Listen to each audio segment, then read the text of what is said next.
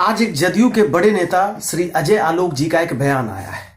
उनके अनुसार उन्होंने कहा है कि बिहार में पॉलिटिकल मशरूम की खेती खत्म हो गई है।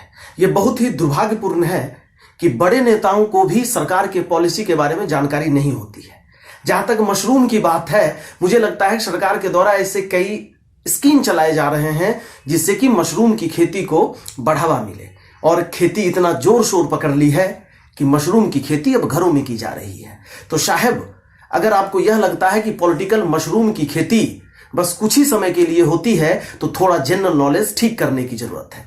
और दूसरी बात, उन्होंने कुछ सड़ी गली बातों का जिक्र किया कि कुछ सड़ी गली चीजें हैं जो बची हुई हैं वो भी खत्म हो जाएंगी। इतने नीचा स्तर की बात तो नहीं की जा सकती, क्योंकि प्लूरल्स पार्टी में या पुष्पम प्रिया चौधरी की जो फौज है वो इतनी सशक्त और पढ़े लिखे की फौज हैं, उन्हें भाषाओं की मर्यादाएं पता है कि वो भाषा की मर्यादाएं क्या होती हैं। लेकिन फिर भी जवाब देना तो बनता है, क्योंकि लोकतंत्र में सत्ता या सत्ता पर बैठे लोग जागीर नहीं बना सकते हैं उसको। यह मिट्टी में मेरा भी, लोगों का भी, आम जनता का भी उतना ही अधिकार है जितना किसी एमएलए और एमपी का है।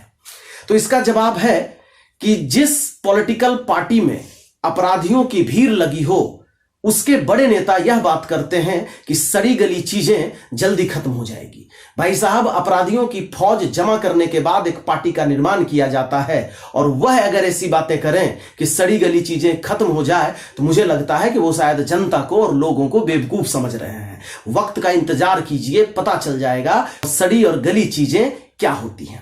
और तीसरी बात जो उन्होंने कहा कि वैकेंसी चल रही है, तो मुझे लगता है कि वैकेंसी तो आई है चुनाव के बाद, लेकिन यह वैकेंसी में बढ़ोतरी अपराध में हो गए हैं, इसे आम जनता को बताने की जरूरत नहीं है। और अगर वैकेंसी इतनी तेजी से बढ़ रही है तो आज भी गर्दनी बाग में अगर हजारों शिक्षक जमा हैं तो मुझे नहीं लगता कि वो सारे ऑफर लेटर लेने के लिए जमा हुए हैं। और 15 सालों में तो वैकेंसी आई नहीं। आप एक डिपार्टमेंट ताल ठोक कर बता दीजिए जहां पर कि आपने वैकेंसी डाली और खाली जगह नहीं हो। मानता हूं कि अगर वैकेंसी सरकार के पास नहीं है तो फिर वो एग्जाम क्यों लेती है।